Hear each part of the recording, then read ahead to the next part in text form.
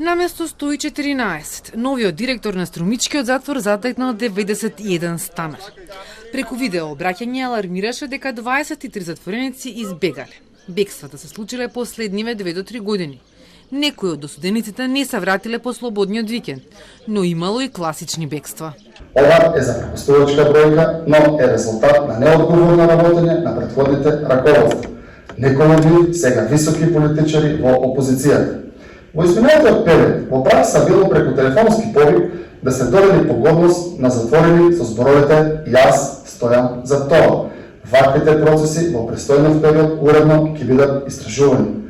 Ова пракса во затвор Струмица завршила, одговорност мора да следува. Ристов најавува дека ќе се посвети на ресоциализацијата на осудените, но и дека ќе стави крај на праксата на привилегирани затвореници од една страна.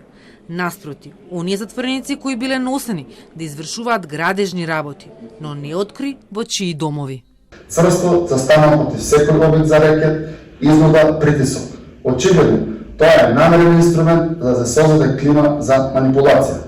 Завршува времето на омаловажувани и искористени осудени лица. Според лични желби на одредени работени лица, осудените лица биле приморувани да извршуваат работни задачи на приватни имоти, а особено градежни активности. Неодамна и директорот на управата за извршување на санкции Александар Пандов, затворот Чутка го нарече хотел Промаја.